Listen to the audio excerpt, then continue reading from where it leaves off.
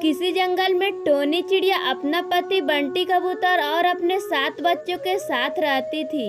दोनों पति पत्नी अपने बच्चों का बहुत अच्छे से ध्यान रखते थे, क्योंकि उस जंगल में बहुत ही खतरनाक एक चील रहा करता था और उस जंगल में चील ने बहुत आतंक मचा रखा था। जब भी उसके माता पिता का अपने बच्चों पर से नजर हटती थी, तभी चील ने वहां से बच्चों को चट कर देता था। एक दिन बंटी कबूतर अपने ऑफिस में काम करने गया था और टोनी चिड़िया अपने घर के कामों में लगी हुई थी। तभी टोनी चिड़िया के बच्चे ने बाहर निकलकर खेलने लगते हैं। जब टोनी चिड़िया की नज़र अपने बच्चों पर पड़ती है तो अपने बच्चों से कहती है, बच्चों आप घर के अंदर चलो। मैंने तुम्हें बताया था ना उस चील के बारे में। अगर आज तुम्हें उसने देख लिया होता तो क्या होता। आज के बाद जब भी तुम्हें खेलने जाना होगा तो मैं तुम्हारे साथ चलूंगी। चलो बच्चों घर के अंदर आकर खेलो। सारे बच्चे घर के अंदर आ जाते हैं और चील छुप छुप करके देख रहा था। आज तो टुनटुनी चिड़िया ने अपने बच्चों को बचा लिया, लेकिन देखती हूँ कब तक अपने बच्चों को छुपाती है। एक न एक दिन उसके बच्चों का शिकार तो मैं कर ही लूंगा। वह चील वहाँ से भरभरा कर चला जाता है। लेकिन दूसरे दिन चील ने पेड़ के पीछे बैठकर उन बच्चों का इंतजार कर रहा होता है। काफी देर हो जाता है, लेकिन तभी भी बच्चे नहीं निकलते हैं। तभी चील सोचने लगता है, लगता है टोनी चिड़िया के बच्चे बाहर खेलने के लिए नहीं आएंगे। मुझे तो कुछ न कुछ उपाय करना ही पड़ेगा। चील उन बच्चों को बाहर निकालने के लिए उपाय सोचने लगता है। अचानक वो टुनटुनी चिड़िया के पास फोन करता है और उससे कहता है, हेलो हेलो, मैं बंटी कबूतर के ऑफिस से बोल रहा हूँ। अभी अभी आपका पति बंटी कबूतर का दिल का दौरा पड़ा है और आप जल्दी से यहाँ पे आ जाइए। इतना सुनकर टोनी चिड़िया एकदम घबरा जाती है और अपने बच्चों से कहती है, बच्चों मुझे जरूरी काम से अभी बाहर जाना पड़ रहा है। तुम घर का दरवाजा बंद कर लो और जब तक मैं ना आऊँ दरवाजा मत खोलना। ठीक है माँ, मैं दरवाजा नहीं खोलूंगी। माँ, पर ये कैसे पता चलेगा कि तुम आई हो? बच्चों मैं ये गाना गाकर सुनाऊंगी, फिर तुम दरवाजा खोलना। चुन चुन करके आई चिड़िया, दाल का दाना लाई चिड़िया। अब मैं जा रही हूँ, मुझे अब बहुत देर हो रही है। सुनहरी बिटिया तुम बहुत समझदार हो और बड़ी भी हो, इसलिए सबका ध्यान रखना। उसके बाद टोनी चिड़िया वहाँ से चली जाती है। उनके बच्चे अपने घर में दरवाजा बंद करके खेलने लगते हैं। टुनटुनी को जाते हुए देखकर चील बहुत खुश हो जाता है। चलो अब तो मेरा काम बन ही गया। अब मैं चलता हूँ और उन बच्चों से दरवाजा खुलवाता हूँ। तभी चील जाकर दरवाजा खटखटाने लगता है। तब बच्चे अंदर से कहते हैं, कौन है? दरवाजे पर कौन है? मैं तुम्हारी माँ हूँ, जल्दी दरवाजा खोलो बेटा। नहीं तो मेरी माँ तुम नहीं हो। जब मेरी माँ आएगी तो वो गाना गाएगी, तब मैं दरवाजा खोलूंगी। फिर चील गाना गाने लगता है। चुन चुन करती आई चिड़िया, दाल का दाना लाई चिड़िया। बच्चों अब तुम लोग को विश्वास हो गया होगा कि मैं ही तुम्हारी माँ हूँ। जल्दी से तुम लोग दरवाजा खोलो। मेरा काम जल्दी हो गया, इसलिए मैं जल्दी से आ गई। दीदी लगता है मम्मी आ गई, जल्दी से दरवाजा खोल दो। नहीं पिंकी, ये आवाज मम्मी की नहीं है, लगता है ये कोई और है।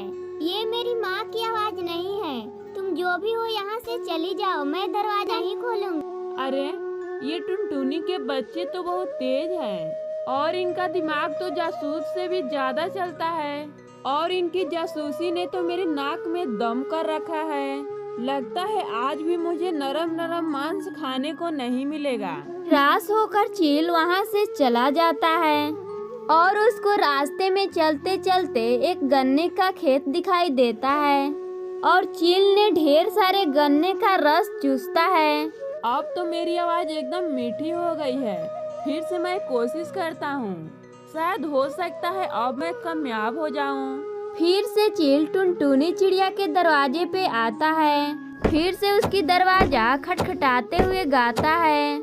चुन चुन करती आई चिड़िया, दाल के दाने लाई चिड़िया।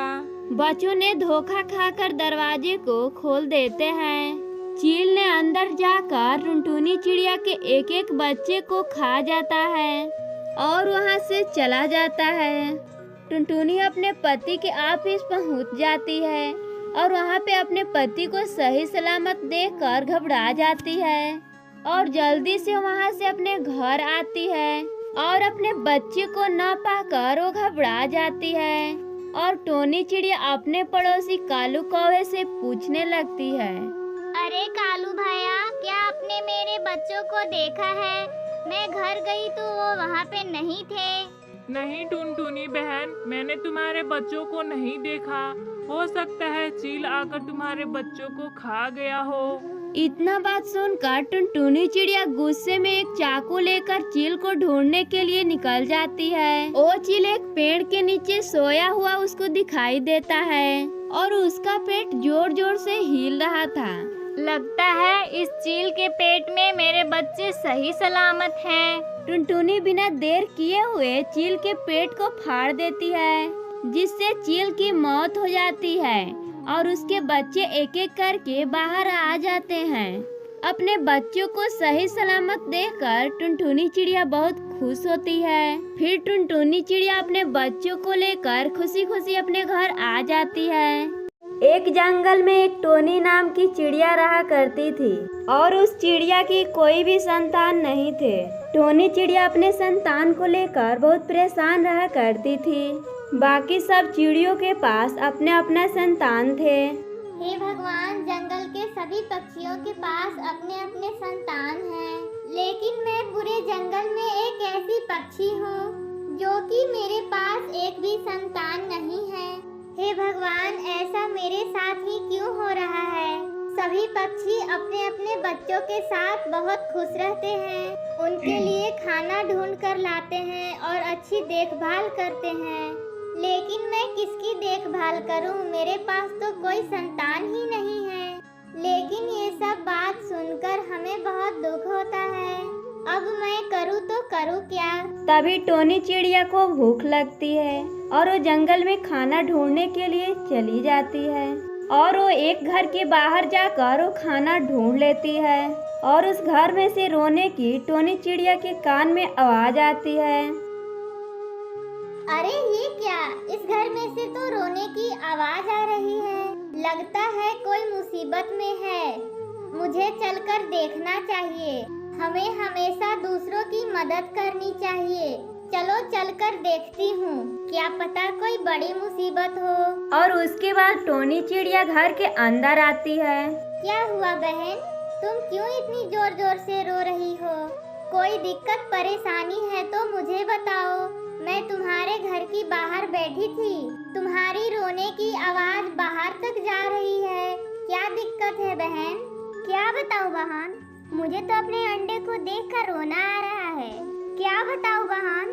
मैं जितनी बार अंडा देती हूँ तो जंगल के शिकारी आकर खा जाते हैं। इस बार भी मैं यही सोच रही हूँ कि कहीं वापस आकर मेरे अंडे को न खा जाए। कहीं वो वापस न आ जाए, नहीं तो इस अंडे को भी खा जाएगा। एक भी अंडे से बच्चे को बाहर नहीं निकलने देते और उससे पहले ही मेरे अंडे को खा जाता है। मैं एक तुमसे गुजारिश करती हूँ, मैं जंगल में लकड़ियाँ लाने के लिए जा रही हूँ। तुम मेरे अंडे को कृपया करके ध्यान देना। क्यों नहीं बहन, आप बेफिक्र होकर जाओ। मैं तुम्हारी अंडे का बहुत ही अच्छा से देखभाल करूँगी।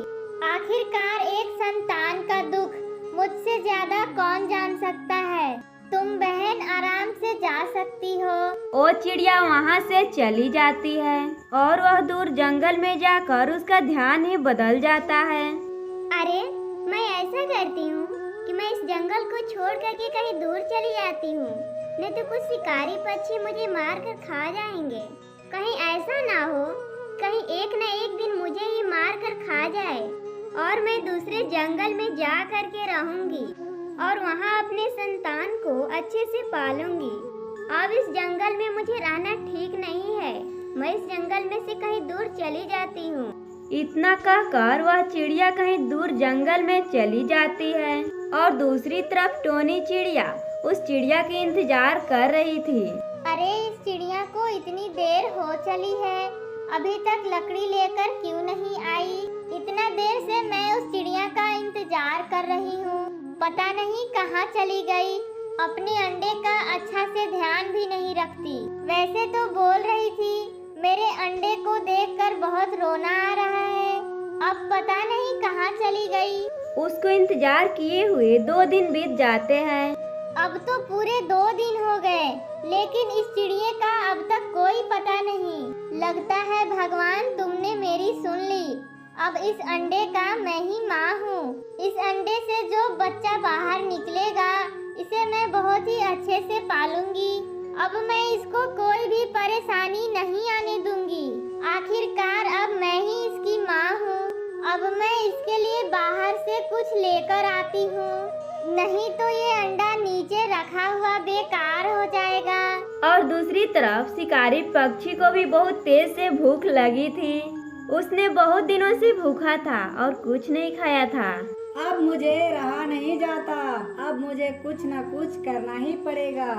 मैं बहुत दिनों से भूखा हूँ और कई दिनों से कोई भी चिड़िया मेरे चिंगोल में नहीं फंसी, और जल्दी से मैं अपने लिए कुछ खाने का इंतजाम कर लेता हूँ। ऐसे में मेरा शरीर और भी कमजोर हो जाएगा, फिर तो कोई भी पक्षी मेरा शिकार कर सकता है। मैं किसी का क्या शिकार करूँगा? चलो चलकर अपने लिए खाने का कुछ इंतजाम करता हूँ। और वहीं दूसरी तरफ टोनी चिड़िया बहुत कुछ सोच रही थी। और अब मैं जब जा ही रही हूँ तो अपने लिए खाने का सामान तो लेकर ही आऊंगी।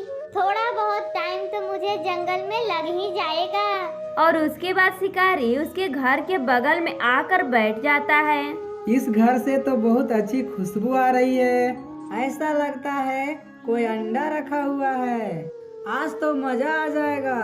मैं तो इतना दिनों से भूखा हूँ और खाऊंगा तो अंडा ही खाऊंगा। मुझे तो बहुत अच्छा लगता है। चलो मैं इस अंडे को उठाकर अपने घर ले चलता हूँ। उसके बाद वो शिकारी घर में आता है और अंडे को देखकर वो बहुत खुश हो जाता है। अरे वाह भाई वाह, आज तो मजा ही आ गया। आज मैं नरम नरम अंडा खाऊंगा, वो भी बहुत दिनों के बाद। आज मेरी भूख बहुत ही अच्छे तरह से मिटेगी। चलो मैं चलता हूँ, इस अंडे को खा लेता हूँ। घर जाकर कौन खाएगा? मुझे तो बहुत जोर से भूख लगी है। मैं इस अंडे को खाकर अपना घर चलूंगा। उसके बाद शिकारी अंडे को खाकर अपने घर जा ही रहा था, तभी टोनी चिड़िया उसे देख लेती है। अरे नहीं, ये क्या हुआ? आखिर ये शिकारी पक्षी मेरे घर में क्या कर रहा था? लगता है इसने मेरा अंडा खा लिया। हे भगवान, ये तो मेरे साथ बहुत बुरा हुआ। अब तो मैं यही सोच रही थी कि इस अंडे की माँ मैं ही बन गई हूँ। मेरे सारे दुख दूर हो गए, लेकिन अब ऐसा नहीं हुआ। इस शिकारी पक्षी ने तो मेरा अंडा ही खा लिया। वो चिड़िया तो ठीक ही बोल रही थी, ये शिकारी पक्षी एक भी अंडा नहीं छोड़ता। उसने मेरे सारे अंडे खा लिए और आज फिर से यही हुआ। इस शिकारी पक्षी ने मेरे साथ बिल्कुल भी अच्छा नहीं किया। मेरे साथ तो बहुत ही बुरा हुआ है। बेचारी टोनी चिड़िया के साथ बहुत बुरा होता है और वो बहुत दुख में होती है और वो फिर से दुखी हो जाती है।